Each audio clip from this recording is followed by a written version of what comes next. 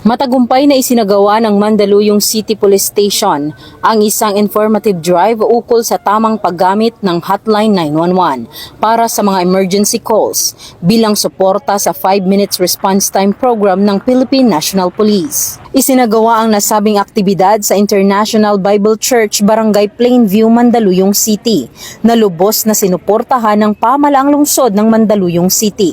Katuwang ang mga barangay kagawad, Salam Advocacy Support Group, Force Multipliers, Barangay Tanod, Barangay Peacekeeping Actions Team at iba pang mga civilian volunteers. Nagpapasalamat ako sa kapulisan na lalong-lalo na sa bagong Chief PNP na kanyang ipinatupad yung 911. Napakabilis, lalo na sa bagong PP natin ng Mandaluyong. Talagang pinatutupad niya yung tamang responde para sa taong bayan ng Mandaluyong. Pinangunahan ni Police Colonel Jenny D. Tecson, Chief of Police ng Mandaluyong City Police Station, ang kampanya na layuning palakasin ang partisipasyon ng komunidad sa mga programa ng PNP para sa kaligtasan at seguridad ng mamamayan. Kabilang sa mga dumalo sa nasabing aktibidad ay si Police Colonel Aldren S. Grand, Chief District Directorial Staff ng Eastern Police District, na kung saan kanyang pinuri ang Mandaluyong City Police Station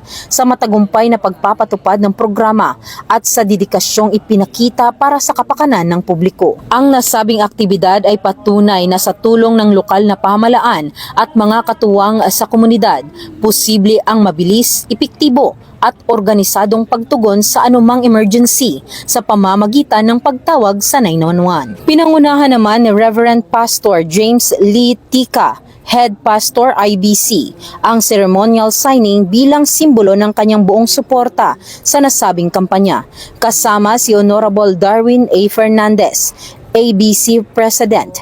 Tinapos ang programa sa pamamagitan ng isang pledge of commitment na sumasagisag sa matibay na ugnayan ng pulisya at komunidad tungo sa isang ligtas, mapayapa at maunlad na bagong Pilipinas. Hangad ng Eastern Police District ang kaligtasan ng bawat mamamayan. Ako po ang inyong Police News Network Correspondent, Patrolwoman Jenny Midolor, alagad ng batas, tagataguyod ng Balitang Pulis.